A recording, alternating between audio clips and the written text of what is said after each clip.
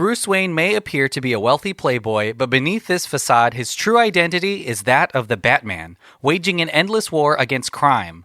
Join the Caped Crusader in Batman The Audio Adventures, the first scripted audio original featuring Batman and his villainous rogues gallery in a world premiere story of life and death in Gotham City, debuting exclusively on HBO Max. This rollicking adventure, told across 10 episodes, is written and directed by Emmy winner Dennis McNicholas, includes devilishly delightful original music by Doug Bossy, and performances by Rosario Dawson, John Leguizamo, Chris Parnell, Melissa Villaseñor, Seth Meyers, Jason Sudeikis, Brooke Shields, Fred Armisen, and many, many more. Go to hbomax.com/Batman Audio Adventures for more and stream Batman, The Audio Adventures only on HBO Max. But their story didn't end there. How could there have been only one? And he's back in business. Is the worst idea in the history of bad ideas. Part 2 is the final chapter in the violent history of... This time, it's personal. Robert Dubois.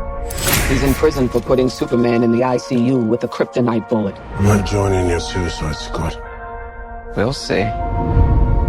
My court date is coming up. And Miss Waller said maybe you could help me out. You're flexing in my door! Everyone stand down. Miss Waller, I don't... Stand down! I wouldn't take such extreme measures if this mission went more important than you could possibly imagine. Are you in or out? Good. Let's meet your team. It's okay, I'm not okay. Each member is chosen for his or her own completely unique set of abilities. I need to feel the raindrops on my head. Hey guys, sorry I'm late. Had to go number 2. Good to know. Is this thing a dog? A dog? What kind of dog do you think it is, mate? I'm gonna go with Afghan Hound. Oh my god, is it a werewolf? Yo, next time you next to a werewolf! Yo, let me out! Hey, he's not a werewolf, okay? He's a weasel. He's harmless. I mean, he's not harmless. He's killed 27 children, but, you know. Your mission is to destroy every trace of something known only as Project Starfish. Any questions? Starfish is a slang term for a butthole. Think there's any connection? No. No. All right. Let's get it. This is suicide. Well, that's kind of our thing. I'm a superhero!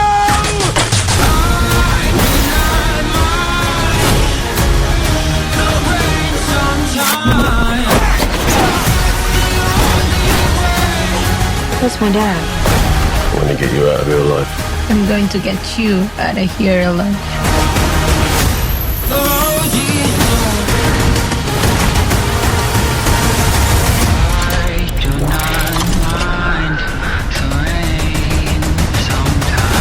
Ratatouille, what do you got?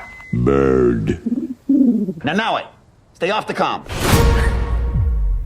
If you like war heist movies, the country of Cordo Maltese, sexy Latin authoritarians, accidental massacres, mother issues, Amanda Waller, Bloodsport, Harley Quinn, Rick Flag, Peacemaker, King Shark, Mongol, Polka Dot Man, Captain Boomerang, Savant, Javelin, I'm out, I know. Ratcatcher 2, The Tinker, and also I guess Ratcatcher 1, The Tinker? Blackguard, TDK, Weasel, Crazy Quilt, Calendar Man, Double Down, and Sal Sorio. And finally, if you like A Little Boy Named Milton, then you'll like the sequel we're talking about this week, James Gunn's The Suicide Squad, out now on HBO Max and Theatra. But especially by the time you're hearing this, it's out. Well, welcome to Rent a Sequel, the podcast just about sequels. We talk things that have numbers, things that have colons, and then a sentence afterwards. Things that have just the word "the" added to the front of the title, like The Suicide Squad. And we're back, baby. My name's Emmanuel. Hey, I'm Andrew. What's up? It's John. And we've got a guest, much like Boomerang, Well, I you hope died in our back. Yeah, you died in our timeline, and Boomerang didn't have the greatest ending to his story here. We're about to fucking kill you, baby.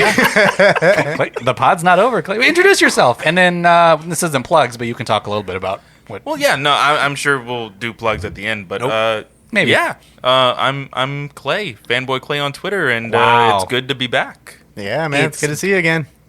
It's been like over 2 years, over a year. Yeah, you know what? When you left the network, I don't want to say anything, but kind of fucked up the world. Kind of your fault. Yeah, there was like a virus that kind of hit after that. It was kind of crazy. I am not liable for any of that shit, but I will say, it's good to be back. Yeah, okay. Rewind. Just prepare for something worse. Up and walks out. Great reset. Real pro. We'll talk about the flu later. Well, this is kind of exciting. A new release, especially after a year of nothing, like to this scale. The Suicide Squad, not even technically a sequel. Why are we talking about this? It is a sequel, a spiritual sequel. Well, and there's moments in this movie that kind of very vaguely kind of touch up on the previous Suicide Squad movie. And there are little tie-ins. We just watched Birds of Prey also yesterday because I wanted to kind of compare on... I think these are the Birds of Prey and the Suicide Squad are the best. I don't think they're my favorites, but I think those are the best quality movies that the DCEU has. And so... in Birds of Prey, she's tattooing over her tattoos of the Joker, and it says "Puddin" on her thigh, and she does Puddin cups, and she does have that tattoo in this movie, and so it is still a sequel. Characters played by the same actors as the other DC films. People know each other. Like I think she knows Boomerang. Yeah, at one point, and there's a moment with Flag where they kind of connect. It's not just like WandaVision where it's like, oh shit, Quicksilver's here and he looks like the other Quicksilver. It's not just Rick Flag coincidentally looking like the other Rick Flag. They could have got another actor if they wanted to. Amanda Waller, Captain Boomerang. They could have recasted them if they wanted to, or even used other members. I think it just doesn't. It is a connection. There doesn't mention Ayer's movie, but it doesn't kind of disregard that either, which is pretty cool. So that's right. I guess we will talk about it. Yeah. Milton was in the Tax Collector. Wow, the Tax Collector, starring Ben Affleck, I think, right? No, the other canceled motherfucker. Yeah. Oh, sorry. Oh. Holes. But also there is a special thanks to David Ayer at the end, and it's produced by Zack Snyder. It is produced by Zack Snyder. Yeah, right. Our second Snyder produced film, right? Because we talked about Army of the Dead. He directed that one. You know what, Clay? I think that these two have a preference for producer Deborah Snyder. Wow. Okay, that's fair. Well, I mean, he's not wrong though. I guess we don't. We can talk about it a little bit, but Clay, what's your relationship to Suicide Squad, the comic book run, maybe even the first film if you watched it? Yeah, are you a fan of Suicide Squad? I am a fan of Suicide Squad. I wasn't really introduced to actually reading about the characters until the New 52, which of course started back in 2010. I can't offhand remember the writer of that run, but it was a book that is heavily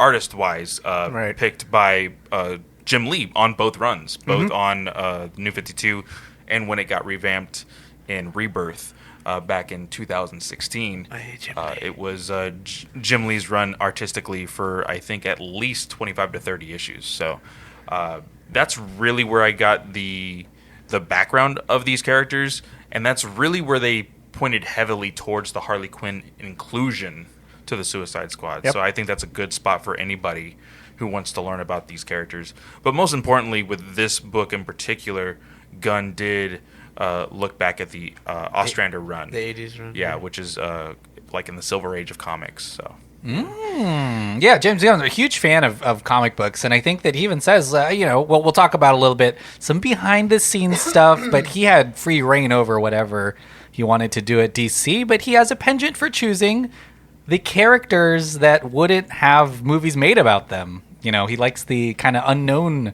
characters. I think recently they even asked him what Marvel's getting all of the mutants and stuff, and he's like, I don't do any of them. They're going to get movies made anyways. I don't want to do Wolverine. I don't want to do him. I want to do the weird ones. I think he had like pitched a Hit Monkey series for Marvel before he got chosen as like Guardian. And he was going to do the Krypton movie. I think the dog. Crypto. Even here, I heard they offered him like Batman or Superman. Well, are you sure you don't want to do something bigger? Yeah, they offered him Superman first, which I'm kind of surprised he wouldn't do, just because I feel like you can go a little weird.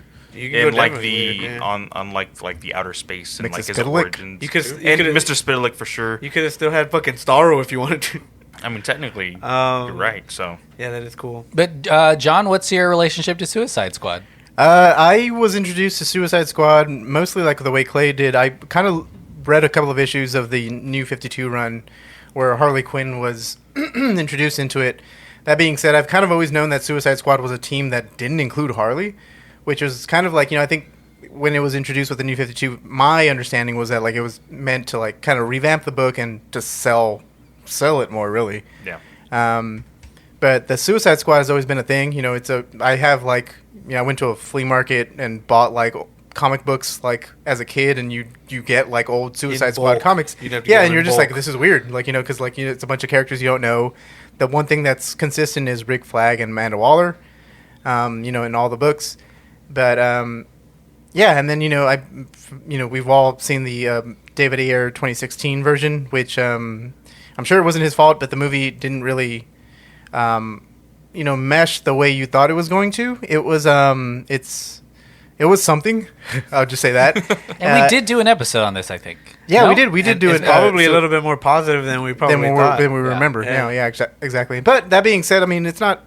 I mean, to get the David Ayer stuff out of the way, like the movie wasn't bad. Like even like revisiting it recently, it was like it's just not good, memorable. Yeah, it was just like it's not a bad movie. It's got its moments. And the cast obviously sells it like crazy. Like, you have and it is an Oscar-winning film. It is an Oscar-winning film. First appearance of Harley, and then KGB, KNB, what's KLRN. No, the makeup company, the one that Sterling won. K. Brown. It's what else? Greg Nicotero's makeup company, which I am still all for. Like, I'm really glad they got. I think they beat Star Trek Into Darkness that year, which was super tough because obviously Into Darkness is pretty good. Yeah, and so, but I mean that movie came out, and then I think that introduced the team to mainstream audiences. That and the Arrow series, which also had like a Suicide Squad episode. There was a Smallville episode that referenced them for people who didn't really know them. But that's basically my history with them. I always knew, and then going back and reading some comics and watching animated movies and thinking like, oh, the Ayer film isn't really a Suicide Squad movie because like they kind of like they're all family in it, and the Suicide Squad to me was kind of like people who double cross each other. They're all evil. Yeah, they double cross each other. There's people dying left and right. They're trying to get their bombs out of their heads. Like that's the Suicide Squad that I know. And this movie, while isn't exactly that, it's the one that we're talking about. Is kind of a little closer to the tone of what happens in these books as opposed to what movie came before. Andrew? Was it Star Trek Beyond or Star Trek Into Darkness? Beyond. It was Beyond. There you go. I said Into Darkness. The same way like Clay and John, I think I started to... they were a little bit more prominent, a little bit flashier towards the New 52 run, so that's really when my exposure, where most of my exposure came from. Not to mention some of the DC animated movies that were really good, and so when Assault on Arkham, that's watching those, movie. Man, you were real hyped for the Ayer movie because the Ayer movie also had some really really badass trailers, which the trailers are better than the movie. It was marketed as like a villain, a fun romp, gritty. Well, some before that, I guess like a fun summer romp, if you will. But yeah, no. And that was my main exposure with them. Even some of the more recent stuff too, where they're like taking on the Justice League and stuff like that. And you're gonna get the video game soon also, which is kind of a different take where they're fighting the Justice League again in this one with a lot of the same members that this movie has. That's my main exposure with the Suicide Squad. I mean, like the way John said on the Ayer movie, where it's kind of like the Taylor thing on Thor the Dark World, where you're like, oh, this guy directed Game of Thrones.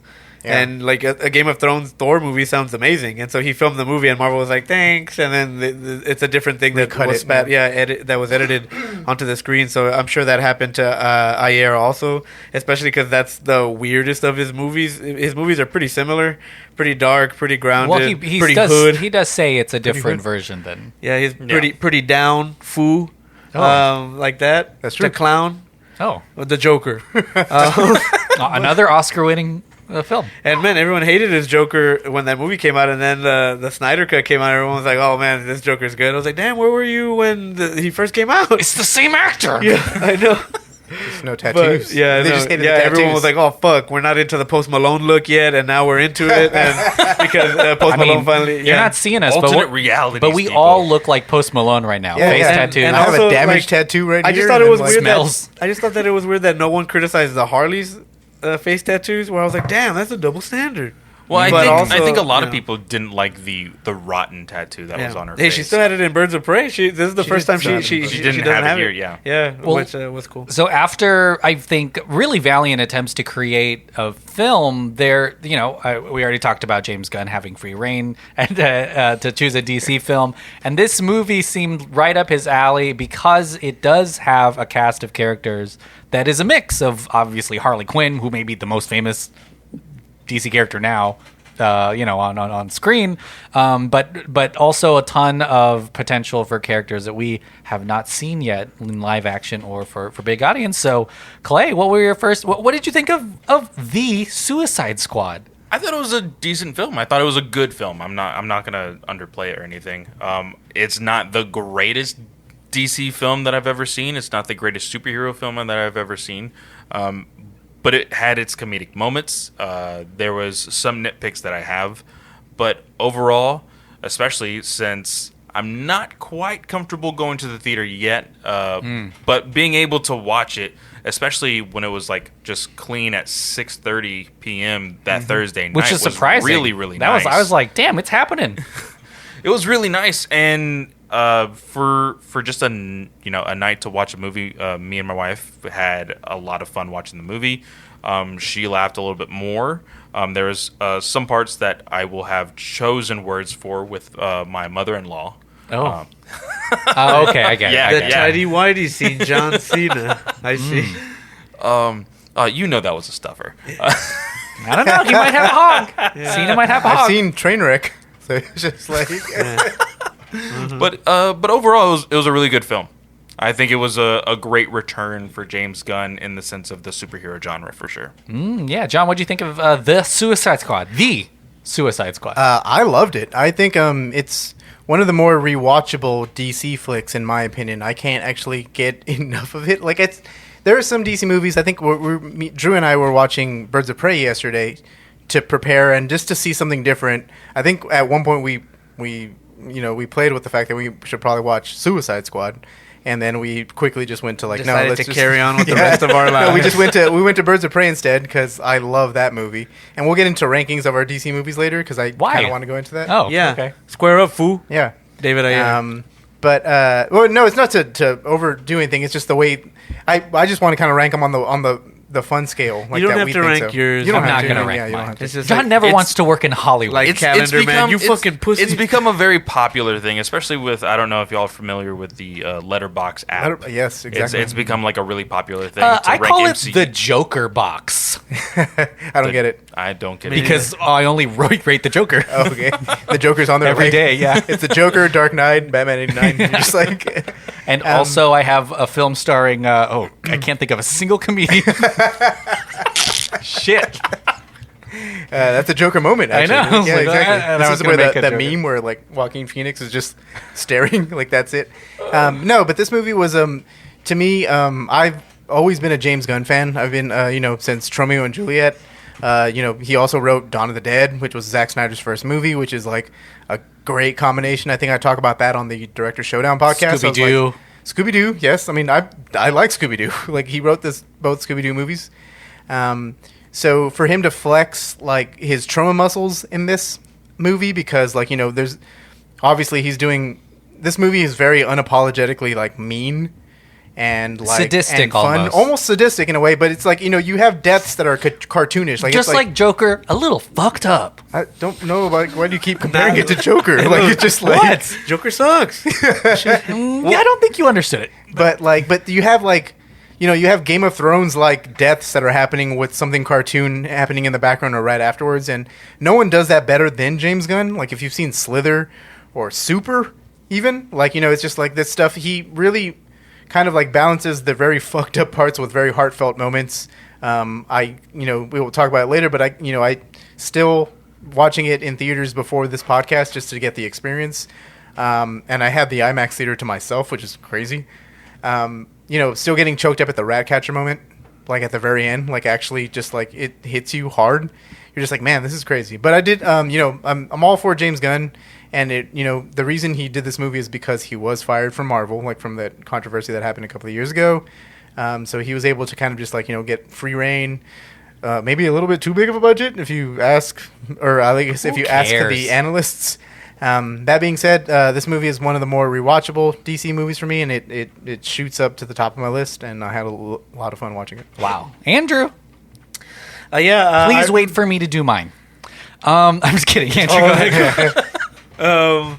Yeah, I thought it was weird because after me and Emmanuel watched this in the IMAX, and there was multiple times where we kind of stopped and looked at each other and we're like, damn, that sequence is bonkers, or damn, that... Yeah, no mask, mouth to mouth, unvaccinated. What the fuck? Whoa. Yeah, but that's right. I'm just kidding. They gave me a regular sized pretzel that time. But anyway, yeah. So there were parts that I knew were special. The Harley Quinn scene, the action sequence of when she chokes the guy out, all the way to when she gets into the taxi. Just obviously bonkers. But I really had fun with I think everything, and I remember leaving the theater feeling somewhat empty.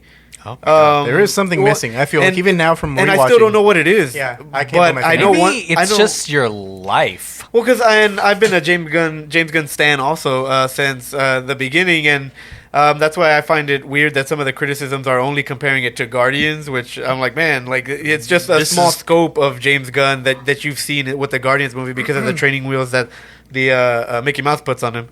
Falco experiments a little bit more.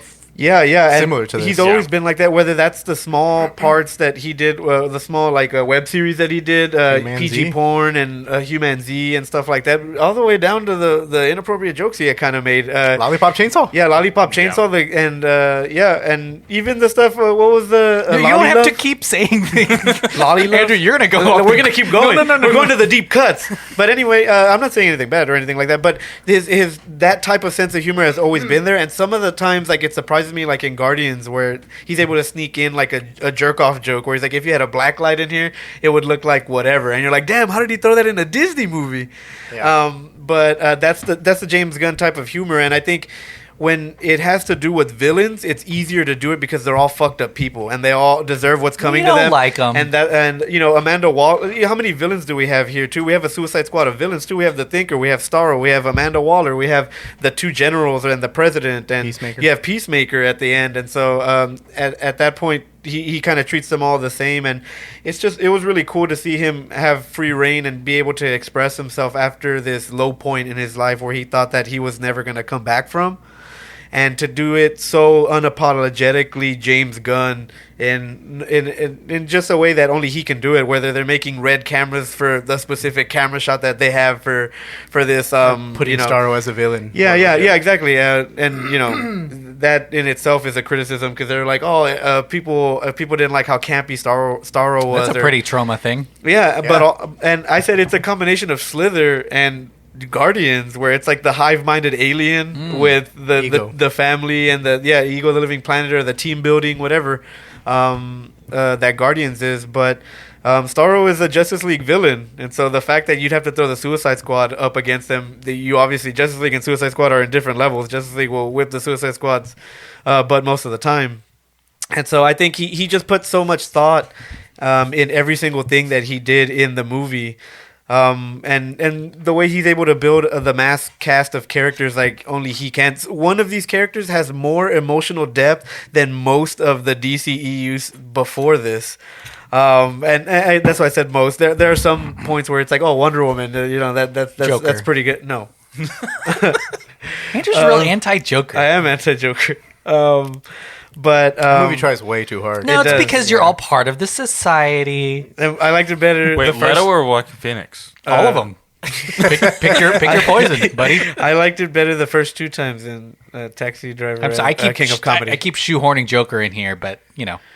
But yeah, and some of again, one of these characters has a lot of emotional depth by the end of the movie, which is just kind of crazy because I don't think a lot of people know how to write for one character, much less 12 or whatever, however many are in this. Not including the beginning, the Squad 1 of Suicide Squad. But yeah, I'm rambling on. The movie was amazing. I can't stop rewatching it, and that's the thing. Where I felt empty the first time, but that's why me and John were ranking Birds of Prey or the Suicide Squad. Birds of Prey, the Suicide Squad. And I told John, I said I don't ever want to I'm not in a big mood to ever rewatch Birds of Prey. And this one, I haven't been able to stop watching it since it came out on Thursday. I think I'm on 4 or 5. Wow. Rewatches. And again, I don't know why. And I enjoy myself every time. Is your remote broken? Yes. I can't get it off the HBO Max. But even the soundtrack, like down to the soundtrack, I'm listening to that in the car. Man, it's the worst. I watching this in theaters was enjoyable just because there's a crowd, and I guess in your theater, John, just you, like I don't John know. was cheering. I was cool with that. Oh my gosh. Like, especially in these day and age. Yeah. In this day well, Andrew and I watched it with a stuffed audience, filled to the brim like sardines, nuts to butts, the wails of laughter, the COVID, the Delta Alpha Theta Sigma. This is how many people were there. We could see the COVID. We saw it. It was like infrared. Yeah, even he was there. Yeah. But I thought it was, and I think I texted this to John. This movie just shows how much a cinematic director James Gunn has become, and to the point where everything is storyboarded, sure, but also just building sequences that are kind of tropey and required for a Disney movie, no, a DC movie, so like the rundown portfolio sequence, things like that, where you still need to make it different and more interesting than every other time somebody runs down your Dirty Dozen heist, because that happens in this movie and you can't escape it. But with the structure and the way he does things, I mean, there's that Peacemaker fight that we see through a helmet. There's of course the Harley Quinn fight that's written into the script line by line. Like, it's such a very well thought out cinematic moments. I will say that James Gunn does have a lot of those tendencies, like we're talking about. He is from Troma. His brother Sean Gunn from Troma too, friend of the pod, and so is Lloyd Kaufman. Lloyd Kaufman was friend of the pod. Yeah. We have them both on the pod. But you can tell that he is, and he'll admit that he's kind of becoming more sentimental as a person than he was when he was younger, and you get that from this film as well, which I like, because it's a person changing. It's a director changing. It's a story about redemption. The story at the end, which is Taika Waititi's best part. Commenting on the rats and stuff like that. So yeah, it's amazing. It's got some interesting, poignant, like, political relevancy. They talk about the prison system a bit, and then of course it all takes place in this pseudo South American country where the U.S. has meddled in for a long time. So I feel like it's just a very mature story that's really entertaining and fun. But yeah, I really enjoyed it too. All right, here's what we're going to do. We're going to take a break. Those were our first opinions. Get ready for our second ones. We're about to change them 180. We're going to take a break and play a fun game, and then we'll be back to talk more. We'll talk Peacemaker's Hog. We'll talk, I don't know, what else? Nanawe's Dumb Friends. Have y'all seen a shark's... Weasel's Hog? Weasel's Hog. Weasel's Hog. Oh yeah, you do see it. All right, well, get ready for Hog Talk. Slanging in the wind.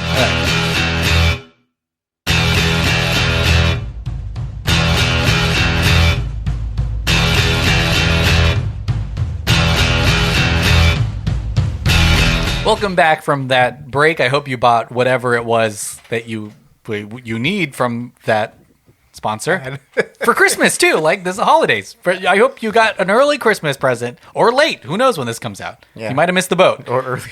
Halloween's coming up. Halloween's coming up now. It's Labor Day.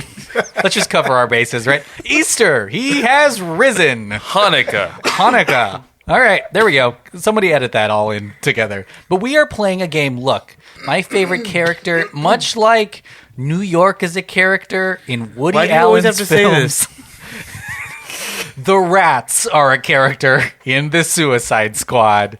And so this is a quiz I'm calling Rat Tester 2. It's a quiz to find out how much you know about our furry little friends, those little rats. It's always tough. Like I'm like, oh, it's gonna be something movie related, and he's like, I'm gonna ask you about rodents, and you're like, oh fuck, I don't know anything Clayton, about rodents. Are you a fan of rats? No, I'm John? not a fan of rats. I'm not a fan of snakes. None of it. No small animals. You're not a fan of Jungle Cruise at all.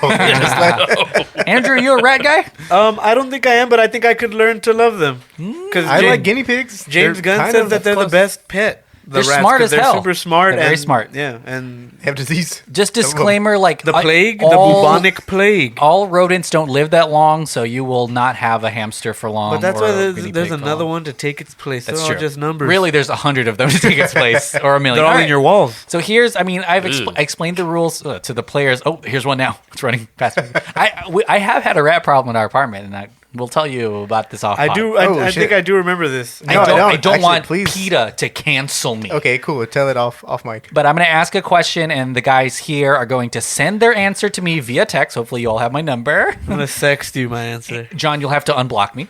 And then I will reward points. So it doesn't matter how fast you are. It just matters how right you are, baby. Are you ready to play Rat Tester 2? Let's do it. Andrew sent a winky face. And is that a Vienna sausage? All right, here's the first question. How long can some rats tread water? So how long can a rat be floating in water? How long can a rat tread water? I keep getting all these texts, but I realize that's the point.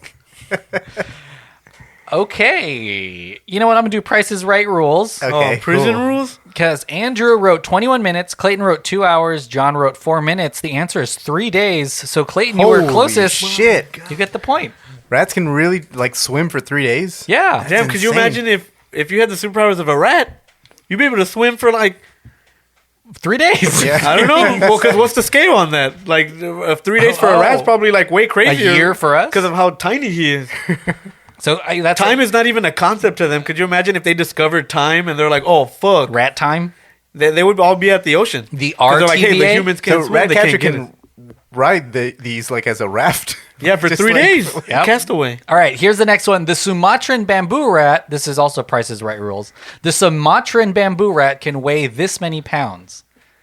The Sumatran bamboo Holy rat. shit. Do y'all this is like scary that to rat? think of. I just think about it. After hearing that I know. last Don't answer. underestimate rats. That's kind of the goal of this. This is sponsored by Rats. This episode, it's sponsored by Rats, which is star backwards. Is it a coincidence? Find out. Neo jumbled around spells one. Oh, rats. Starro. Holy guacamole! Andrew wrote 22 pounds. John wrote 18 pounds, and Clayton wrote 110 pounds. I'm Holy just going shit. way out there just in Okay. case. This is like a fucking Pokemon. Fucking Snorlax. I think I dated That's a a rat. pig. Like, I just rated a 110 pound a rat fucking before. rat. He was like, hey, are you a rat? Fool? Yeah, she Snitches ratted get on me stitches. so fast. And the answer is 8.8 pounds, and that's Okay, goes thank to God. John. That would have been kind of terrifying if it That's was still anywhere really near big. That's close like to- a cat. So That is pretty big, like a giant rat. I wanted it to be a I've seen a giant, I've seen it like a sewer rat before, and it looks like a small kitten. Like, it's just like, whoa. did you try to pick it up and raise it? No, definitely not. It looked feral. That's hell. Well, he could have raised you Master Splinter. as a Teenage Mutant Ninja Turtle. He could have raised you as a Teenage Mutant Ninja Turtle. He's an adult, though. Here we go. Here's the next question. Rats can do this every 3 weeks. Every 3 weeks. I can't talk. There's a rat in my mouth. So many of them. What can rats do every 3 weeks? That is such an open concept. Shit. It's like Clayton, packs in you're this telling shit. me about open concepts? Mr. Ed Harris is in. That's not even on this pod, so people will be confused. Oh shit! Every 3 weeks, this can happen to a rat. What happens to rats every 3 weeks? Oh, fuck. Oh my God, Clayton, no. You put period? Nice. Nope. All right, I'm going to read them. Wait, Andrew, I didn't get in here. What? Get the rat in here. What? Get the rat in here. I love that. All right. Oh my god. So every 3 weeks. Wait. Drew. Andrew wrote sleep. No. Damn it. Clayton wrote die, which is we've never seen a 3-week-old rat. A 4-week-old rat doesn't exist in America. And John Casarez wrote fuck, and I'm gonna give it to John. They can reproduce fully every 3 weeks. Oh, nice. Which means like have babies and then fuck again and have more babies every 3 weeks. Nice. So they do fuck every 3 weeks. That was a they joke fuck. Damn it, answer. I thought it was like more often than that. So that's why I No. didn't pick that. My God, What? they could. Why is there so many? Okay. Here's the next question. Surprisingly, a rat can go longer than this animal without drinking water. It can go longer than this animal without drinking water. Water? Clayton, I'm scared to see what you write here. Oh shit. Surprisingly, a rat can go longer than this We heard animal you. without drinking water. It's just to get the dead air. It's for the people in the yeah, back, exactly. Who's in? in the nosebleeds. I was like, I got to project behind you in the Random. back door. So Clayton wrote birds. Bird. Andrew gave an emoji of a camel, and John wrote camel, and the answer is camel. See, Camel's hump. I was literally about to say camel, but I was Yeah. like, that's too obvious. I said surprisingly for a reason at So the wait, beginning. how long do camels go I don't know. without water? Oh, okay. I don't care. This isn't This the isn't camel like- quiz. Wait until what movie would that be? Lawrence of Arabia. The camel toe. Yeah. Ooh. Wait for. Oh, I won't say the movie. But Clayton, birds. Interesting. Bird. I don't know what I was thinking. And now we stay off the comp. Here we go. Here's the next one. What percentage of global what percentage of global agriculture do rats destroy every year? How much food Price is Right crops? Sure, Price is Right rules. What Like a percentage? percentage? I'm gonna give you a percent. What percentage of global agriculture is destroyed by rats every year? So that means they're eating, they're pooping. We can't eat this food because of rats. What is that percentage? I feel like mine's a little low. Clayton, yours is the highest. So Jesus Christ. 2,000%. 100%. And we still eat it, baby. Clayton wrote 65%. Andrew wrote 60. John wrote 37. The answer is 20%. Oh, so, fuck. John, you get it. But yeah, my Yeah. gosh, you think half of Yeah, our food exactly. is? Why would they Yeah. be eating all this shit? It's going to be like fucking Interstellar. I They guess also, fucking caused the plague. rats are a blight. and also we would how did I thought we were talking about street rats. Riff raff. Okay. I don't. how many buy it. Aladdins ruin our food? They all steal it. Okay, here's the next question. Rats are documented using this sense to find landmines. The fifth sense. Rats use this sense, sixth sense. They see ghosts that tell them, "Don't go over there, rat." But what sense do rats use to find landmines? What sense do rats use? What if it's like, I don't know. I won't joke because it may ruin the game. What if it's just like sight? Like, oh, that's a landmine. I know that. Clayton, I know you were about to write side, but I helped you out here, buddy. All right. Clayton and John wrote sound, and Andrew wrote scent. The answer is scent. Booyah. I was gonna say Fucking touch, and I was like, wait. Yeah, it just like blows up. Oh, this is landmine. Done. All right. This popular restaurant mascot was changed from a rat to a mouse due to bad publicity concerns in 1997. This should be a fairly straightforward question. Easy point. This popular restaurant mascot was changed from a rat to a mouse due to publicity concerns in 1997. Everyone wrote Chuck E. Cheese, I would put except for Clayton, who Cheese. wrote Chunky Cheese. Did I say chunky? Is that Stupid an audio autocorrect? correct. Is that a commentary? But I guess I'll give it to you. You all get a point because it was Chuck E. Cheese. Chunky cheese is like Chunky cheeses. That cheese is chunky. Do y'all have a problem going to a place that has a rat as a mascot? no. I used to be terrified of Chuck E. Cheese as a child. When he was Five a rat. Nights at Freddy's. No, like the actual Even as a mascot. mouse. Yeah. I would hide under the table and hold on to like. Damn, why the would leg. they take you there? I know, that's kind of Like, we're gonna up. fucking torture Clayton today. No, my family actually saw it as like really entertaining for me to. Yeah, get that is scared. funny. Oh, nice. That's good. Because you were probably scared of its dead eyes and it smells like a teenager You or should have something. just thrown hands at it, bro. They still do it now. But it's also why I will not play Five Nights at Freddy's. Oh, damn. If you go to Chuck E. Escape Cheese room. now, they still do the same thing that they did when you were a kid. Not the animatronics, but he comes out every hour on the hour. That's and terrifying. does a dance for I think the pizza just like beats all aspects of whatever the fuck Chuck E. Cheese is, because I just remember the pizza being not bad. I haven't been there in like decades. Really? probably. I'm there every week. I know you are. They have beer now. That's why you're there. That makes it better. I will say this. I know that everyone's alluding to something, but I will say that right now at Chuck E. Cheese, you have to show the kid that you're there with. Okay, there's security now at Chuck E. Cheese, okay? I'm serious, there is. Show the kid that you're there. You And pick it up. you point to any kid. I'm with this one. Date night. But there are a lot of rules now at Chuck E. Cheese. Okay, so it's not it's hard. You're digging a hole. To do the things that bad people do. Get out of here. All right, here we go.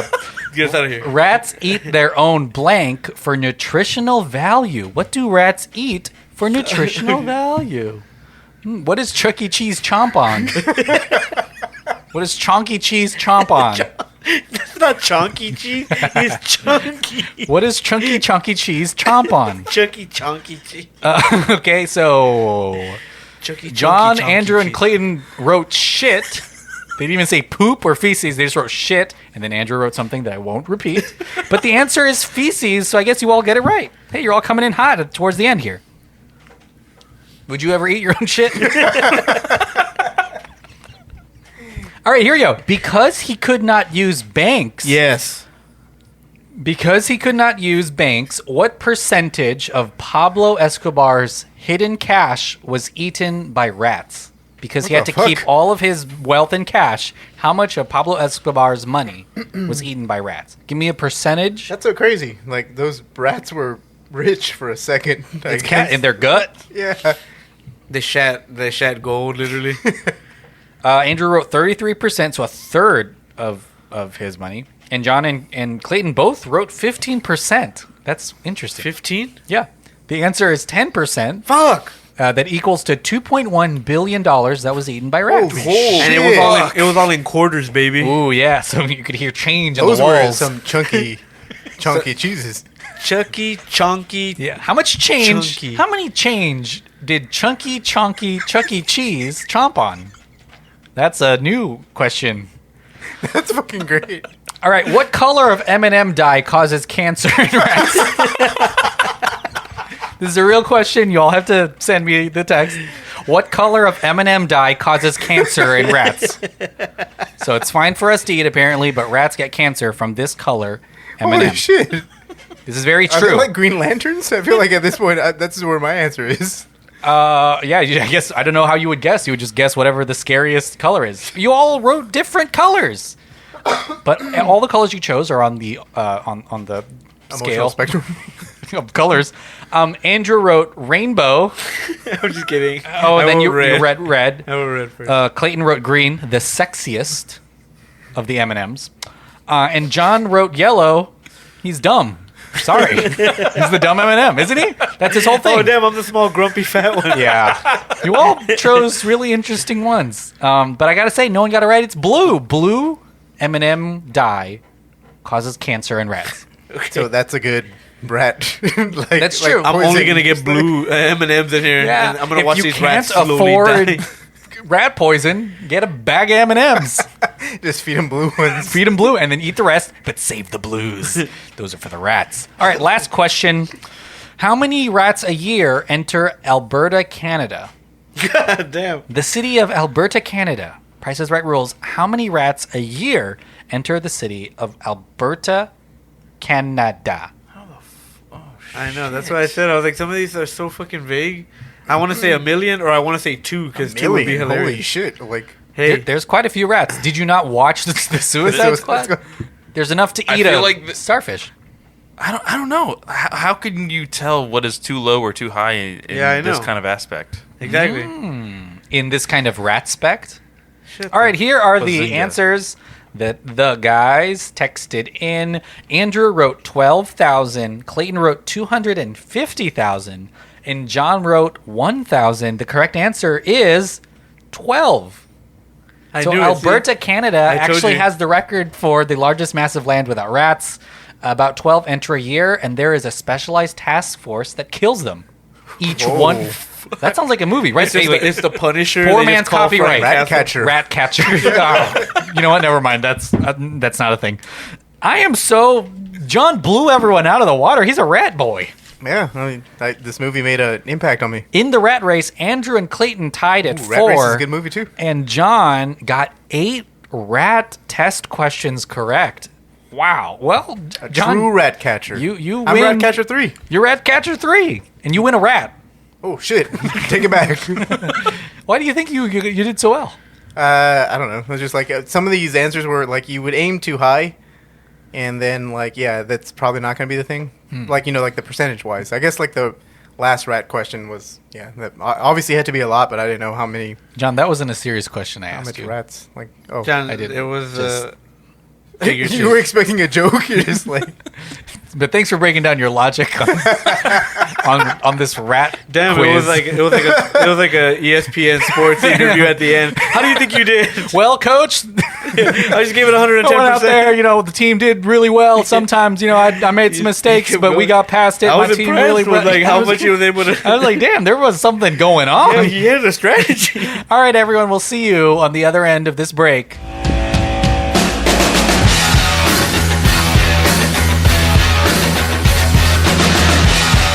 Welcome back.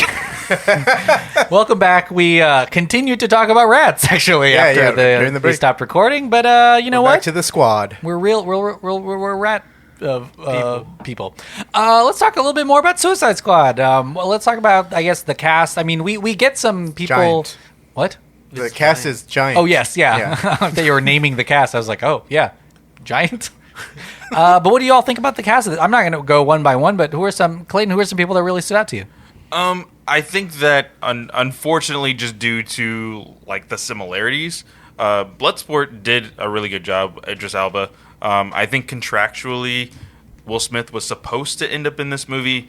Other obligations made it otherwise. Entanglements, would you say? Oh no, this isn't red table talk. Oh shit. Yeah, but I really enjoyed Idris Elba's character design. His costume was really, really cool. They actually added that costume into the comics recently in this run of Suicide Squad. Also on Fortnite, if anybody wants to play that game. Fortnite. That's where I'm going for the Ariana Grande concert. But he was a really big catch. I think that Ratcatcher and Polka Dot Man stole the movie for me personally. Ratcatcher being the heart of the film, while Polka Dot Man didn't really say much, but when he did, it was just cinematic gold. It was hilarious. The whole gimmick about his mother was absolutely hilarious. Like I said, my mother-in-law, oh boy, not great connection or relationship there. So when Polka Dot Man actually made his first comment about killing everybody, just thinking about his mom, my wife just completely busted out laughing. That's funny. And just her laughing, I thought was really, really funny. She usually is like forced to watch superhero films because I want to watch them. But this one, she was actually semi, willing to watch, more so because of HBO Max, but also, she's become a really big fan of Harley Quinn. Unfortunately for me, in my opinion on this film, if you cut Harley Quinn from the movie, it's still the same movie. I will agree on that, but like it's really important. There's a moment in the movie where it's really important as like her character. You see growth in her character, but other than that moment, you could literally do the exact same movie without her. Unfortunately, so that is something. I think that's my hottest take of the film. But wow, other than that, it's like we ordered fajitas. It's still sizzling. Your take. Chili's. Yeah, we ordered some Chili's fajitas. But like Cena, I wasn't entirely sold until I saw the movie. I was still kind of questioning what he would do with the character of Peacemaker, but I think he played the character tremendously. He was very much what they sold him to be, which was everybody kept saying a douchebag Captain America. I felt that he played that very well. The dick measuring contest between him and Idris Elba. And the tiny whiteys, right? No, well, in the Freedom Fighters camp was a great scene. I think that was probably my favorite scene of the entire movie. That was my girlfriend's favorite scene. Yeah, it was a great scene. And are you my girlfriend? Yeah. I'm agreeing with it, and I feel like it just ended comedically, like very, very well. But also, just for me personally, I think the one showstopper was King Shark. Not a whole lot of people are liking him for some reason on Twitter, but I thought he was actually really, really funny. An anthropomorphic shark god. Yeah. With a finger mustache. Yeah, just an everyday. Just what a trope that all these movies have anthropomorphic shark god. Again. Yeah. I'm just joking. That was a sarcastic thing. It's super unique. I'm not even joking. But John, who are some characters that stood out for you? Yeah, I think the people who stole the show, like Clay said, is either Polka Dot Man or Ratcatcher. I think the actress who plays Ratcatcher, Daniela Melchior or something. She's I think every character is kind of like really shitty. Like, obviously, like, I think even the movie, when it comes to Harley, James Gunn really does amp up the craziness and the demented side of Harley, which we haven't seen in a while. Like, even I think because Birds of Prey, even watching Birds of Prey makes her out to be like a very sympathetic character, someone who's just misunderstood, kind of in a way. And James Gunn kind of knows that like Harley Quinn is still like a villain. Like, she's very evil. I think one scene in particular that I'm a fan of is the fact when she shoots the dictator dude. I forget his name, but the President Luna. President Luna, yeah. She shoots him, and then she's talking over his corpse and saying, like, you look much better now when your thoughts are bleeding out of your head. And she's like, making jokes. And then like the punchline is like, I can't believe this gun had a bullet in it, which means that she just like was just shooting just for the sake of it. Like, and I think that's really cool. What Gunn did with Harley, he kind of knows that she's very demented and stuff. But I think the person who stole the movie is probably Ratcatcher. I think Ratcatcher is different because she actually genuinely likes her teammates. It doesn't look like anybody else is enjoying being there. Not that Ratcatcher enjoys being there, but I think she likes the camaraderie. And she, there's a scene of her kind of like mourning Polka Dot Man at the very end, which is like one of the it's a very sad scene. And she hugs like, King Shark when he just comes out of nowhere. And King Shark is very like, what the hell is going on? King Shark himself is okay. I'm not going to say that he was like my favorite character of the film. He was really cool. It's cool to see him in live action. I'll say that because King Shark is, I thought should have been in the first movie. We replaced him with Killer Croc, which is also a cool character that was weird, I guess, in that first adaptation. But, King Shark has always been kind of a staple of the New Age Suicide Squad. And I like that they went in a very... I guess I like that they went in like a very cutesy, dumb looking, like, aesthetic for him. As opposed to like the way he is, like, he came out in The Flash and he's like this hulking, like jacked. Yeah, he's like a jacked. Like, check out my pecs, little man. Yeah, what was that cartoon? Street Sharks. He basically looked like a street shark. Yeah. Street Sharks.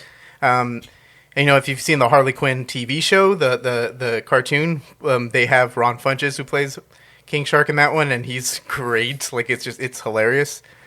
So King Shark was pretty cool. I think Bloodsport was a good. I think the use of Bloodsport's powers, or I guess like his that 3D printing, his weaponry. Yeah, basically like 3D printing guns like off of his like chest and legs and stuff was really cool. His small bullets. Yeah, the small bullets. I want to say that like before I get into the agreement of what Clay said about Harley, I want to say I was a little weirded out and disappointed in how uncharismatic Peacemaker was. He does have a really good moments in the movie. I'm not saying that he doesn't, like, you know, I laugh at his delivery when it comes to like Polka Dot Man's powers, and then I think the best part was when he's like, unless you're, you know, no one likes to show off unless you're showing off something that's dope as fuck. And I love Idris Elba's like, fuck, that's true. You know, I love that. That's great. But he was a little wooden for me. Like, I guess the movie thinks he's really funny, but he's not as funny as the movie thinks he is, in my opinion. Wow. Which is weird because he's getting a show. Like, I was like, oh, okay, something that Gunn saw in him, we obviously didn't see. So maybe, like, you better. didn't see, John. Well, maybe, yeah. You can't see. Well, maybe. Open your eyes. God damn. I can't see him. He's like, there's no one in this feel movie. that the reaction online, though, is very much, if you're a Cena fan, like, you're just going to love this movie overall. But I think a lot of people enjoyed Cena as a addition to this Suicide Squad movie. Definitely. I think John Cena is like his presence is really good, and I think he's a very great comedic actor. Like, I think seeing that in like Trainwreck, like seeing how funny he was like in that movie, I think he's gonna do great things. I just thinking like in this movie, I was kind of expecting a little bit more. This is just my opinion, like, or my expectations of the movie. I was expecting a little bit more of a stronger comedic presence, I guess. And I didn't get that, so maybe we'll get that in Peacemaker. You know, so that would be really cool. I'm not saying that I'm anti Peacemaker in this movie. He actually does make up a really good, or he does make a good villain for the very end, for the third act. But yeah, I kind of want to see more of him to form like a really final opinion. It's kind of like the same opinion I had on the Jared Leto Joker in the first Suicide Squad movie. I was like, I don't see enough of him to be like to know what's going on. But I do agree on the Harley part that there's the subplot where Harley is kind of like falling in love with a dictator, like President Luna, which I felt was like out of left field, in my opinion. It kind of slows the movie down and it goes by really quickly. That makes her feel kind of secondary to what the team is going through. And then even later, she still feels like someone on the side. I'm not sure if that's because like Gunn was obligated to use the Harley Quinn character for the Suicide Squad, or if because, you know, Margot Robbie shot all her scenes like really quickly and separately. She's a woman. Or yeah, I don't know about that one. But like, because Ratcatcher's there. But I mean, it just felt a little weird to have Harley there, which I guess should have felt a little bit more natural. That being said, I think she's the best in this movie, character-wise and progression-wise, that she has been in the other previous two outings with her as, you know, as a character, even further into like, you know, her character than she was in Birds of Prey. So, but yeah, those were my picks for like really cool characters. I did like little moments between. I think Rick Flag is a really cool character in this one. He actually was a character and not just like a very weird like military man like the way he was the first time we saw him. I do love the fact that Gunn brought the actors back, like the ones that he liked from Ayer's film. Like, not to shit on that film a whole lot, but I do love that he brought those actors and then like kind of gave them a little bit more fuller roles, you know, sans Captain Boomerang, but in this movie. So like, I think that's pretty cool. I think also like if you were talking small roles, the funny ones that made an impression are probably TDK. I love the fact that they're shooting his arms and he's just like dying like while they're shooting his arms. And Flula Borg, I think, as Javelin. He got ripped as hell. He got ripped as hell, but also like just in the small interactions that he had with like Harley Quinn is like hilarious because the comedic timing is there. Those are pretty great. Andrew, who were some characters that you loved? I think my two favorites were Ratcatcher 2 and also Nanaue. I loved King Shark. He kind of filled the role of like the Groot type of the muscle, you know, typical meathead type of role. Not to mention that it's voiced by, you know, Rocky himself, Sylvester Stallone. Sly, baby. It's I would have never guessed that he would have ever played King Shark in anything, or even you know, much less him in Guardians 2, you know. Same thing here. So I thought it was really, really neat, and he had some of the more heartfelt moments. I love the moment between him and Ratcatcher 2, when, you know, it's just what James Gunn's good at taking the dark subject matter, and then kind of giving it a lot of heart, and it being a super touching moment. And he does that with a lot of these characters. Ratcatcher 2 again at the end with Ratcatcher 1 is just super emotional. It gets me every time. I think Emmanuel looked at me in the theater and he was fucking crying hardcore. No, I'm just kidding. But yeah, you were you looked at me and you're like, damn, that's a solid moment. Yeah. And it is. And ultimately it's about these characters, fitting into this misfit family that they have. And I think it's just James Gunn's really well thought out and just catered writing, I think, to it all. And it's him at it. I think it's him at his best because he can really be himself and express himself in through the characters and stuff like that. So Idris Elba was really awesome as the leader. I didn't expect a to me, I think Idris Elba is kind of always Idris Elba in every movie, so to see him kind of be a little bit more comedic in this it's nice role. for him to be in this kind of movie, because he is cast a lot in not the best movies. Yeah, but he's great. Yeah, he's always the best actor. Yeah, exactly. He's like his work in The Wire and stuff like that. Just amazing actor all around. So a really cool person to lead, but also I credit the unorthodox cast and characters. Because these are characters that you never thought you'd see team up, or you never thought would work on screen.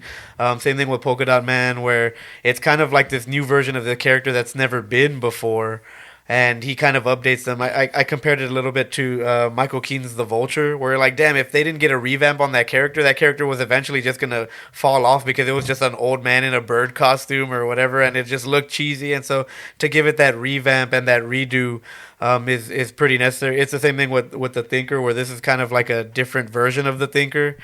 Peter Capaldi was amazing, and you get the most bang for your buck for an actor like that. But The Wall, Amanda Waller's amazing again. People said that she was kind of a little bit more soft in this, but here she was getting ready to hit the switch on all of Task Force X, and she stands up to the leader of the group, which is I was gonna say Bronze Tiger, Jesus Christ,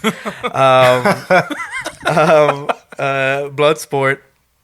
And so just really, really solid again, all the way around. And I think that's what James Gunn is built for, and it's his specialty. And you can tell there's so much heart in it because there's so much thought in everybody that's in the movie, whether that's his family, Sean Gunn, or his significant other in there, or his parents that he throws in there, or his friend who's Polka Dot Man. And Michael Rooker. Yeah, exactly, Michael Rooker. And so that's how you know it's not just that he's genuinely in this, but also scouting this talent from the past, like Margot Robbie, and getting new.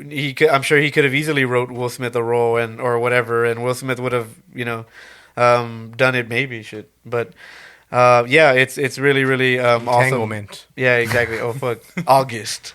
It's really really awesome. Just the thought that he puts into it, and he's the one who fleshes out these characters. So the characters that we love and that really stick with us and have the chemistry, that's all from his inner working. So it's just, there's no one out there I think quite like him, but also just phenomenal performances all the way around.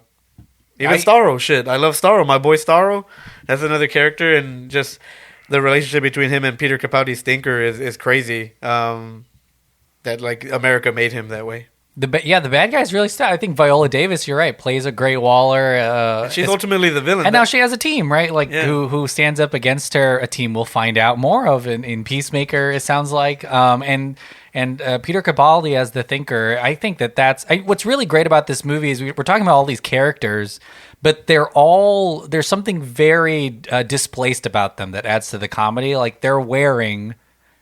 outrageous outfits, and it almost seems like a post superhero movie, because here they are in a really dark, dingy place, but it's the bad guy is a giant starfish that walks like a toddler, and is like the Borg in a way, and you're like, man, that doesn't seem to fit a lot of these different molds, and sometimes it'll be Bloodsport just wearing the mask but regular clothes and a wife beater. Or something like that. So I think that there's kind of this iconicism that isn't exactly like beautiful and perfect, which works for Suicide Squad because it's such a bloody, crazy mess, which is, I guess, like the James Gunn thing, which is exciting to see, in full form. Were there any sequences that y'all really loved? And I don't have to name. You can just talk about whatever. Like for me, I think it's been mentioned several times already, but the fight between Flag and Peacemaker through the helmet, I think, was really, really nice. Even through it panning from one side of the helmet to the other, that entire sequence. I know that you said that he was kind of wooden throughout that whole thing, or as far as the movie goes. But once that turn, it's not like a freaking Oscar-worthy performance. That turn, but I was wowed by it. It gives them another dimension. Yeah, right. Because when I think part of to what John was saying is I think that we've seen John Cena. I mean, watching his professional wrestling. Yeah, well, blockers, but watching his professional wrestling career also, he's very Marine. He's also he's very one note in like his wrestling career, which is he's in a feud right now in pro wrestling. He came back to probably promote this movie. Yeah. And so he's still like that's what the guy's shtick is, like, hey, John Cena's back and he's doing the same old thing. Like, it's the same thing. And so I think that's what we get for this movie is we get John Cena, but we've already seen him for years do this shtick. And so the new people who are getting exposed to him are like, oh, I like it, because they never watched him in that aspect of his career. But, obviously professional wrestling gives you timing, gives you improvisation skills and stuff like that. But I think that's why maybe John wasn't as wowed, because he's seen John Cena do that shtick already, and that's essentially what he is in this movie. I've also seen like more charismatic John Cena's stuff too. Butt like chugging in Blockers. Well, Blockers is a really funny movie. I don't know if anyone's seen Blockers. He is really good at Blockers. That's a great movie, and like I was expecting, I guess, that level of charisma. I just didn't like it. Didn't scratch that itch for me, that Cena itch, in this movie. Ugh. That being said, I have no doubt that he's probably going to churn out a great performance in Peacemaker. I'm very excited. I'm not anti Peacemaker. Like, I really want to see what's going on next from this movie. Yeah, I really liked the homage to what Peacemaker came from, which was comedian. Which at the very end of the fight between Flag and Peacemaker, you said, "Peacemaker, what a joke!" Great performance by Kinnaman. Yeah, Kinnaman. Joel Kinnaman. He is going through some shit right now, by the way. Oh yeah. I saw that. But great performance with him, and I really like the moment where that entire fight he keeps calling Flag a hero, because that's somebody hurting Peacemaker inside to do this. It was just an overall just really great sequence. I kind of knew, and I just want to throw this out there. This isn't freaking Gunn putting on a tinfoil hat and saying, hey, I'm going to get rid of everybody from the Air films, which I unfortunately know is something that is being thrown out there. Mm-hmm. It was just a creative choice, and it worked out, honestly. I think that there needed to be real stakes, and I think the biggest stake of the film would have been like a Harley Quinn dying. Right. But you needed some people that you didn't think were going to die to die, Right, yeah. So I really enjoyed the choices that he made for the film. Other than that, I think that the overall aesthetic of Starro and the masks, and some people were complaining about CGI, but I didn't see anything wrong with it whatsoever. I thought it was really, really cool. They were actual prosthetics that people had on their faces. I recently reviewed this movie over at DC Alliance, shameless plug, and we do it live. Bleep it out. I will. Bleep point. Wait, I'm going to leave in all the Chuck E. Cheese stuff and chunky cheese. Chunky cheese. But also, a stand-in for the film actually watched our live review, and he commented on that he was actually able to keep one of the masks that he wore for the film. So I thought that was really nice. cool. But other than that, I think that those type of like you were saying with the red cameras, they really did a number on this film, and it was really, really cool to see the sequences that Gunn imagined for it. So, John, any of the big sequences that stand out to you? I think the my favorite sequence is probably the beginning sequence, the death of the first Suicide Squad team. Only the because misdirect. It's a misdirect. It's like a MacGruber style like introducing all these badasses, and like then, in Contact when there's a spoiler alert second machine. it's definitely a misdirect, and I think it sets the tone for the movie that like this is going to be a very bloody comedic, like adventure that's going to happen to even the surviving team members, because the actual core team is like kind of small, like it's King Shark, Flag, Bloodsport and Ratcatcher and stuff. But that was probably stood out to me. I was like really holy shit, like in holy shit mode, I guess. Like after watching it, like I was like, whoa, shit. Especially after seeing I said this earlier. I was like, the death of Captain Boomerang was like weird to me because I was like, oh, fuck. Like I know you don't see him in trailers like with the rest of the team, so you're like, yeah, something probably happened, but like I didn't expect him to be killed off so quickly and brutally like that. So that scene really was really cool. Other than that, I think the anything that has an interaction with, for all this shit talking about John Cena, anything that was an interaction between Idris Elba and John Cena was fun. Like, I think that's awesome. I think they described it as a toxic masculinity off. Yeah, and then that's because they're basically just one-upping each other. You said it's a dick measuring contest, which is essentially what it is. What was hilarious, I think, Harley's kill sequence by herself, the montage, the Just a Gigolo scene, I guess, was pretty great. Like, that's just a overall just visually pleasing sequence to watch. And then the thing that still gets me, even watching it like in the background here while we're podcasting, is the Ratcatcher scene. Damn, you just said 4 things. You took all my shit. Andrew, what's your favorite sequence? Yeah, I just said the whole movie. Yeah, I know. I was like, fuck. The credits. Now I was trying to think of another. I was like, oh, he did the very beginning. That's easy. And I was like, oh shit, no, he ain't. I mean, you can retread any of the other stuff too, or just. He said mine also. Go keep going. No, I'm just kidding. No, mine was mine. I kind of like the club bonding scene where they're all dancing, and that has one of my favorite shots in the movie where it swings around Polka Dot Man. Not necessarily the mom shot, but the one where that's still a very like cool shot, but heartbreaking haunting, at the same time. Like it's haunting, yeah. But yeah, I love that they're all. And that's what makes me love the team, is that they like it. It felt like a team, not like the first one where it's like, man, this is kind of rough. Like all these characters are hollow, and Slipknot, my favorite character, died. No, I'm just kidding. But yeah, I really enjoyed that sequence, and along with the Just a Gigolo. And I know the exact timestamp. It's an hour and 11 minutes in. Wow. Is when my favorite part starts, and then 4 minutes later is when my favorite part ends. And then you turn it off. Yeah, when that alone is worth the price of admission. After the sequence, I looked at you and I said, "That's the best sequence in the movie." Period. Like that. I know that nothing's gonna outdo it. The Harley scene, right? It's kind. Yeah. It's kind of like the Kessel Run in Solo, where it's like, damn, how are they gonna one up that in the fucking climax, and they don't. And but also again, like it makes sense because it's just so spectacular that you're like, oh, you're not gonna one up that. They don't. Yeah, and so I loved everything with Starro and seeing Bloodsport become the leader and everyone start to tag team Polka Dot Man's mom and shit. But.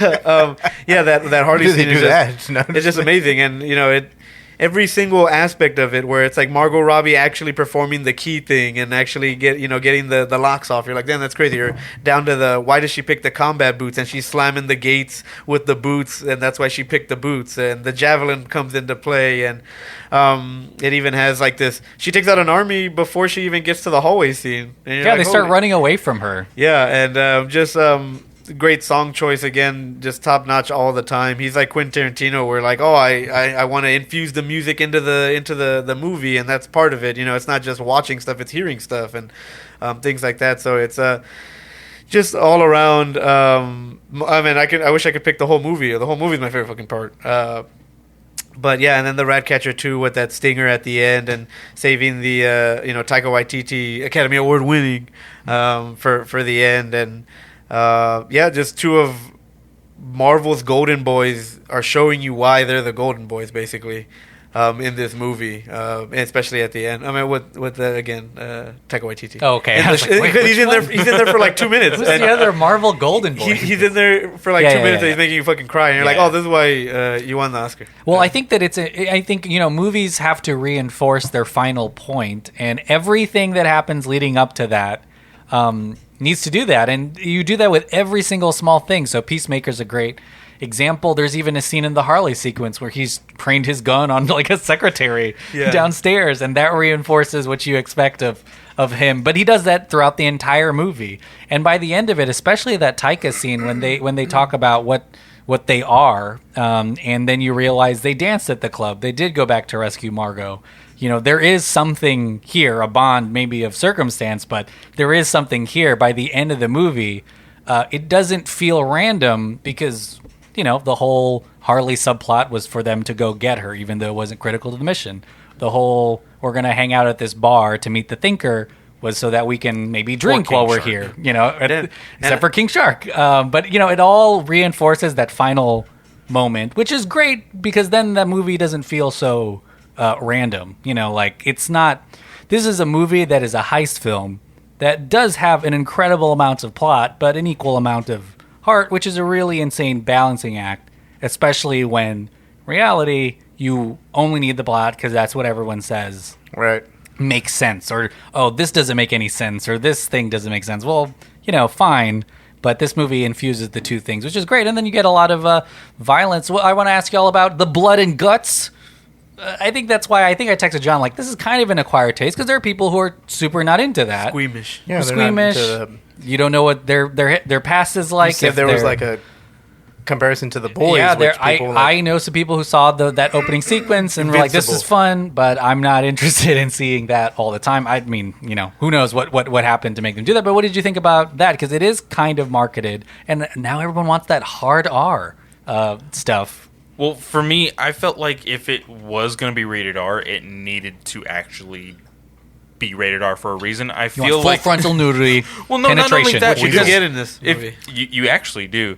But in the sense of like that of Harley Quinn and the Birds of Prey, that was rated R, but it really could have been a hard PG-13. Mm-hmm. Yeah. They didn't really lean into the R in that movie. Breaking of the legs, I was like, oh yeah, that's why it's R. I was like, oh my god. Well, or even of the like cutting of the face and fucks. stuff like that. There's language that like kind of, I think that in weird, I mean, yeah, like today, like if you have like 3 or 4 fucks in a movie, like the word fucks, like that's okay. It's you can say bad words on TV now, like on CBS.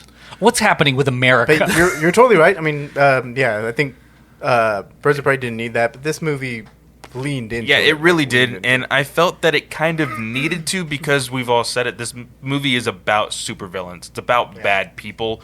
They weren't going to be, you know, actually trying to save as many people as possible.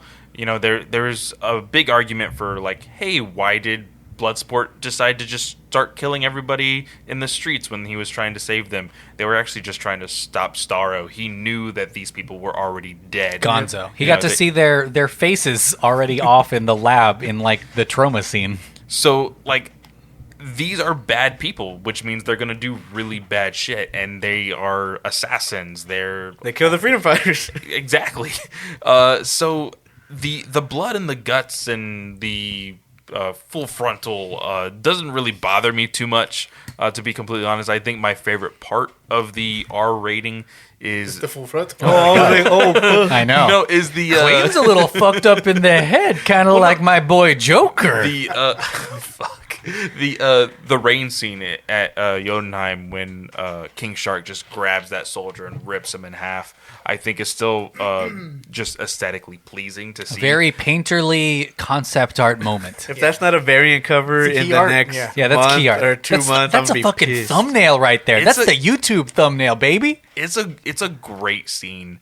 But there's other moments like the almost horror-esque aspect of this film when the Thinker shows everybody the experiments. Yeah, that's what you said, the trauma-like scene, Yeah. You see the practical the body horror. The politicians and all of these other people like literally severed in half and trying to see how much Starro can really control them after the fact that they are quote-unquote dead. He's kind of torturing Starro. Yeah. He feels all the pain. For years and years. And it's crazy, and like I said before, you know, I'm really glad that in this aspect WB was able or gave permission to James Gunn to be able to do this.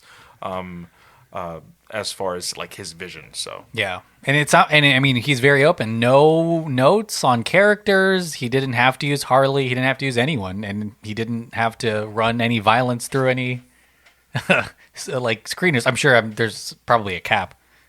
I don't know. Is there A cap or what? of violence? I think it's like gallons of blood or some shit, right? It's like it passed a certain amount. It's I'll like look it up right now. What should I or- Google? NC-17. Yeah, I'll Google criteria. it. What do you think about the action, Andrew? Okay. Yeah, no, I thought it was really awesome, and I love the fact that it felt like a 70s war movie mixed with the 80s Suicide Squad comic, and I think it's funny. I get sometimes I work at a comic book store, and sometimes I get parents who are like, "Hey, do you have anything like comics wise for my kid?" And I was like, "Well, like without violence, like Spider-Man's always kind of gonna punch somebody, so like so it might not have blood, but it's still always like, I caught you and you're going to prison." Archie. Yeah, exactly. I mean, and there are some like the superhero friends or whatever, and that you can go off and but at the same time they're like, "Oh no, I want real Spider-Man." You're like, "Oh, real Spider-Man is swing kicking fucking the Scorpion in his fucking teeth." But this one I think leads into that, which is has always been James Gunn. I love on how much of it is practical because again it's James Gunn. He doesn't tolerate it. I think anything less than stuff like that, and that's why ultimately why it was so fucking expensive. But the blood and guts. I think it was really awesome. Reminded me of Arnold Schwarzenegger or Sylvester Stallone mowing down dudes, and you see all the blood spatter everywhere, or things like that. So I think it was really cool, and not to mention that you can watch the opening sequence and immediately decide, hey, this movie is for me, or this movie is not for me. And that's fine. That James Gunn said too, where it's like, if it's not your thing, it's not your thing. But I think both people like movie fans and fans of the source material, I think can appreciate it the way it is. Yeah, there's a lot of craft in this, and I think that it's not even the blood and guts that make it seem the way it is. Because the thing that's really odd, the thing that makes trauma movies, it's the very quick and sometimes intentional juxtaposition of like comedy. And violence. Because you can watch Saw and laugh, I guess, but but like the Toxic Avenger, like Class of Nukem High. Like, it's not part of the story to see. Did you see the Toxic Avenger Easter egg? I did not. It is credited in the credits. But where is it though? The creator of the Toxic Avenger is in the bar. Oh yeah. Lloyd Kaufman. He's there. I just didn't know like where, because there is a Toxic Avenger Easter egg somewhere. Like someone's watching it, and I don't know where that's at. Yeah. They did credit like footage of that. Get closer movie to the mic, Andrew. Get in there. No. Okay. But I don't know where that's at. But I did. We noticed Lloyd Kaufman there because Lloyd has got a very noticeable face. Like you all see him, and he's got a noticeable voice, but he doesn't talk in this movie. Friend of the pod. Yes, Friend of the pod. Lloyd Kaufman. I feel like though that's people are equating that to a James Gunn thing, and I think if he gets another hard R, but I think he's at the point he can make whatever movie he wants to make. Yeah, he doesn't have to do anything, but. Box office of this aside, like he's going to make. He's going to do whatever he wants. Guardians, it's like. But he also, I think, part of the thing that makes it his movie is that the emotion that we get from the characters, and it's not so much even like the pace. It's really just the craft of delivering the information. Like you didn't have to cinematically see Polka Dot Man's mom everywhere. That's a choice that you go into. He could just be reading a monologue and saying, which he does in the movie, but then it caps off with, multiple instances of seeing his mom or a giant mom. Your Peacemaker could just have his thing, but then we see him, intentionally targeting regular people throughout the movie. Things like that, which I think really adds to the idea that, he's just reinforcing, the craft of making a story and making a really big cinematic thing. But yeah, anything else that y'all want to talk about before before I activate the bombs, the brain bomb in my head. Beefcakes. I mean, there is the briefcase. Okay, I was like, the beefcake. What is this, Love Island? Peacemaker. There is an after credit scene to this that does allude to the Peacemaker show and the Weasel show. I think it's gonna pop up. Why wouldn't Sean Gunn want to do it? There are some people that are speculating that Weasel might show up in the Peacemaker show. I do think, and I don't know if I want to go on record as saying like this is my prediction, but I do feel like Peacemaker. You're on the record. Peacemaker will be recruiting for the next Suicide Squad movie. That's what I think. So either that or his introduction to comics overall was Checkmate. So that could also be, because you guys said the trope of this movie was control, or that was one of the topics of this entire film. And Checkmate and Task Force X are always at odds, it seems. He was never in the Suicide Squad in the comics. He was only in Checkmate. Yeah. Yeah, so maybe it could be an introduction of Checkmate inside of the DCEU. It's good. I'm glad that you're talking about the Peacemaker show because there is a future to this movie. And all the episodes are shot. I think James Gunn revealed that it's all one story, just split up into. It's not like a serialized. He also said he wants to do a season 2. Yeah. So season 2 is already in the works, but season 1 should be dropping in January of 2022. Yeah. And it'll be really, I think, exciting because he's a good foil. He was a foil for Bloodsport this whole movie. And there is like a hint of something whenever he doesn't want to kill, but still does. With Rick Flag, where Rick Flag. Like that scene where he's in the car and listening to Ratcatcher's story and Bloodsport's story. Like there's reactions to him. Like it cuts to reactions to him where he's kind of feeling something. Yeah, I remember when my old man used to do that to me or whatever. So it's just like that's a good. I think that's what Gunn said. Like the show is built off of those moments where you really see what he's about. It's about redeeming the irredeemable, because they said he feels so irredeemable at the beginning of the show. What he has done to Rick Flag. Kind of crazy that Peacemaker is now like a big character in DC Comics. Apparently, like now too, he's like fighting Swamp Thing. Yeah, currently. Wow. Going toe to toe with Superboy. And it's pretty insane. Also because he looks ridiculous. Like the costume itself is like it's pretty out there. It's a beacon of freedom. Yeah. I mean, I just think the comic version looks like this version. Yeah. And something about like James Gunn, the way he just, I don't think we really talked much about aesthetic, is that the fact that he brings all these weird costumes directly off of the page. That's what I say. Like it looks kind of out of place in the world that they're in. Javelin looks like a cosplayer. Yeah, Polka Dot Man. Literally, Polka Dot Man himself is in a tracksuit. I was really interesting. I was really interested to see how they would pull off Polka Dot Man, because in the comics, his suit, the dots on his suit, he throws them, but they turn into devices. Yeah. It's not like an interdimensional, thing that they decided to do for this film. So I'm glad that they made that change. It actually made sense here. But even like Rick Flag getting his iconic yellow shirt, it was very organic, and it wasn't just like, this is my costume. Yeah, I think that's pretty cool too. I think that there's a lot of I think James Gunn takes the liberties of like making these characters a little bit better than what they are on the page, or at least different. I don't know about better. Maybe I'll modify that and say different, because we even seen with Guardians. Before Guardians of the Galaxy, that Star-Lord wasn't Star-Lord. Like that wasn't not. I don't remember reading a Guardians of the Galaxy comic and thinking like he was bumbling and stuff like that. But now he is, because like what Gunn made him, this headphone wearing person who just like listens to tunes and has dual guns as opposed to the one element gun. In this one, it's the same thing. Like I think he changes the thinker up like a lot, and same thing goes for the Polka Dot Man. Like it's just he elevates what was the concept of it, and I think it's the concept is what draws him to the idea.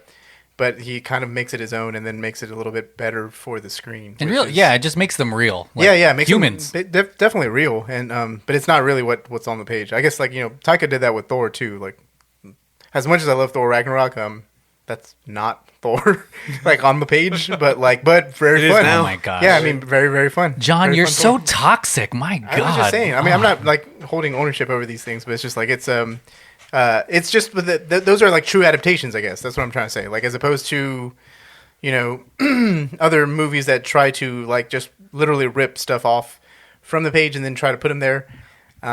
That's an actual like good adaptation, because it's an interpretation and it switches mediums. You're not doing you're not doing what's on the page, and that's pretty good. Like those are good in my book. Like you can have both, and if you're attached to one, that's cool. If you're attached to the other, that's cool too. Well, let's go around the horn and give our final thoughts, and you can rate them if you want to. I know that everyone has ratings, but think about what your final thoughts on The Suicide Squad. Clayton, we'll start with you. I think it's a great film. You don't have to rate it if you don't want to. I'm not gonna. I've only seen it twice. I think I will see it a third time before it leaves HBO Max for a short amount of time. I think just recently I heard that WB has made some deals with some theaters. So after 2021, they're doing the 45-day model for most of their films. Kind of disappointed in that, but it is what it is. But I ranked this one about at a 7.5. A rating. I feel like it was a great film in the sense of what it was trying to be, which is something that was completely different from what we had gotten from the rest of the DCEU movies. I rank it at a 7.5, but as far as the other movies in the DCEU, I actually have it between, I believe, Shazam and the other Suicide Squad movie. Ooh, hot take. Go down from least liked, okay, so, or at least enjoyable, not least liked, because they're all movies and they're fun. Yes, at some point. So the last one on my ranking is Wonder Woman 1984. Then it goes Birds of Prey. Then it goes Suicide Squad. Then The Suicide Squad, Shazam, Aquaman, Wonder Woman, Batman vs. Superman, Zack Snyder's Justice League, and then Men of Steel.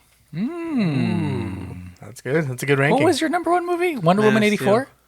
No, that was the least favorite. Oh, okay. That confused me. I went from least all the way wrong. to least to. No, I was like, wow. To most fun. That's a good list. I think.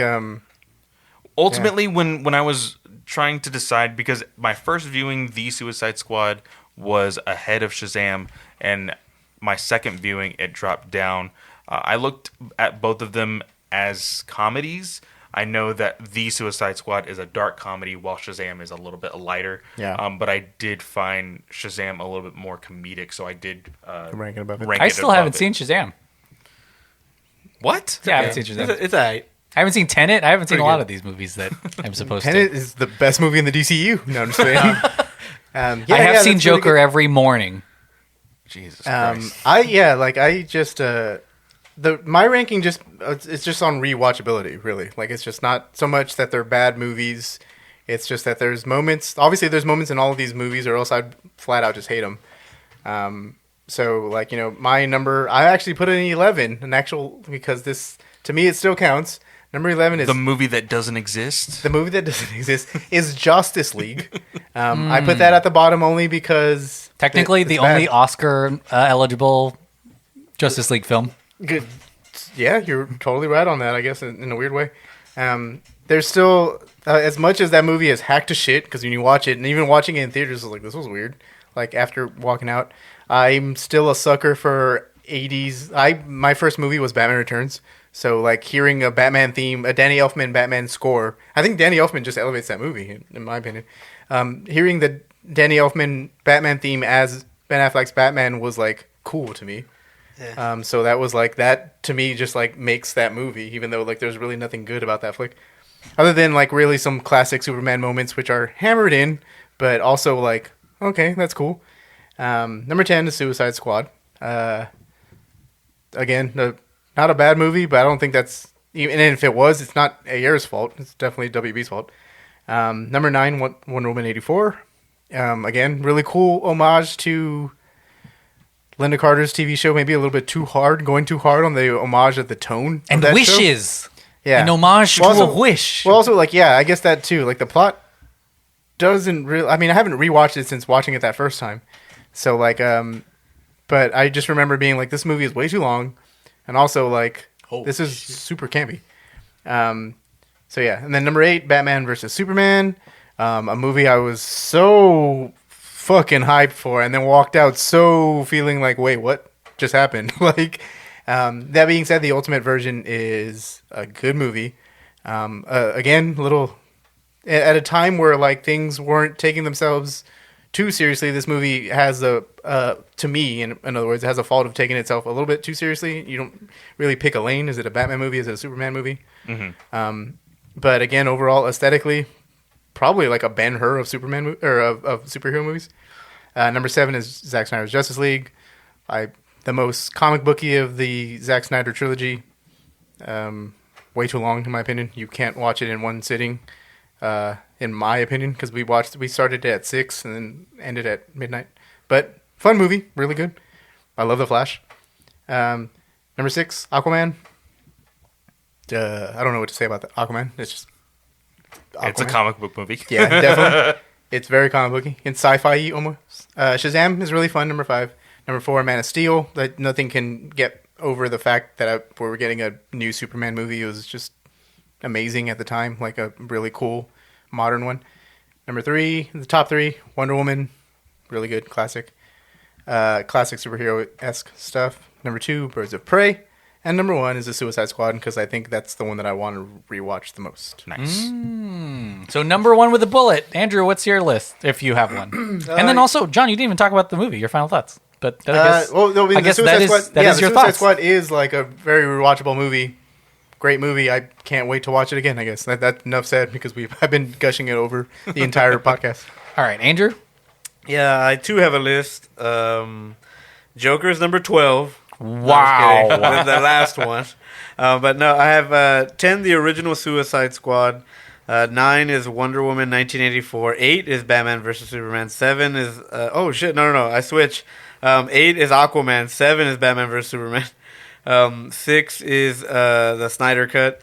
5 is Shazam. 4, Wonder Woman. 3 is Man of Steel. 2 is Birds of Prey. And number 1 is the Suicide Squad. I really liked this movie. I think, like the way John said, it has a lot of rewatchability. I've already watched it 4 times, and I can't explain to you why I've watched it. Anytime I get home and I need background noise, I'll put it on, and I'll find myself laughing. And it takes me a while to get into the groove of it, but after a while, I can't stop it. It's been running through my head the entire time, and I'm trying to let it settle in to feeling like a classic, or like, you know, how are you going to feel when you watch this movie 10 years from now, or whatever, you know? I really enjoyed it. I think only James Gunn was capable of coming up with something like this, very unique. Props to Warner Brothers for giving him full control over everything. And there are some things that, you know, they kind of that everyone kind of thought like, oh, this might be too risky or things like that. But everything was done his way, the way he wanted to shoot it, the way he always wanted to shoot movies back then, but was restrained by budget or was restrained by, the rating or what have you, you know. So it was really cool to kind of see him not only at his best, but at his biggest. And I can't wait to see Peacemaker, and hopefully it's equally, you know, I don't think we've seen James Gunn in a TV format, so I think it should be interesting. And he says he does like it because obviously you get more time to flesh out these characters and things like that. But he introduced a lot of original characters in this movie, and for most people that would be the nail in the coffin, is that most people can't write for multiple characters or get them to mesh or work or get the performance out of the actors or what have you. But this could have easily been another Ayer situation where the Warner Brothers took everything he shot and cut it up and put it into something that he didn't intend it to be. So just the amount of trust they had in him at one of his darkest times, I think, was really, really cool. And, you know, Marvel, I think, ultimately hired him back because of it, because they're like, oh, we can't have this talent elsewhere. We need this talent in-house. And he says he wants to do more DC projects, which I think they ultimately have some of the cooler, or not cooler, but easier to write for, because they're just so weird. Yeah, weird, and also and up James Gunn's alley. Like, they're not normal, and they're not some relatable thing, and it's a giant ass starfish that with an eye in the middle or whatever, you know. And so that's totally up his alley, and that's his wheelhouse in anything he's done. Even with his start in Trauma and stuff like that. So it's just really awesome, again, to see him on the grandest scale. There's a dick monster in Trauma. Cock monster. Yeah. There's a lot of weird monsters in Trauma. I think that this movie it's filled with incredible craft. It's a nuanced movie. Everything is, it's very committed to what it is, which is a really fun hard R movie. And it's a credit really to James Gunn. You know, his instincts really haven't changed too much. How he does it, the tools he uses, obviously have gotten better and better. But you know, pop culture moved closer to James Gunn than he did to pop culture. Like this is about as mainstream a movie release as you can get with that giant marketing budget and stuff. But you know, James Gunn's doing his thing, and I think that's a really big credit to him. The fact that you know, he won so many people over, honestly, with Guardians, that it influenced the industry to, you know, try at least to replicate the team up fun movies that are a little irreverent and kind of post the superhero tropey stuff. So, I mean, this movie is that in spades. You'll get some of the best sequences you might have seen on film in terms of like superhero action, but the characters really drive it home, and it doesn't feel like a really long heist movie. I couldn't even tell you exactly what the different things they needed to do to get to the Jotunheim, but I could tell you that, you know, the characters were really fun along the way. But sweet, we've come to the end of this, our personal Suicide Squad. Clayton, what do you have to plug? Time to hit the button. Yeah. Before we hit that sweet button, what do you have to plug, Clayton? Yeah, so like I said, if you didn't get enough of my words on Suicide Squad here, I reviewed it over at DC Alliance. Go check them out. Also on Batman News Weekly as well. We did review that immediately after we watched the film, so that same night. So go check that out as well.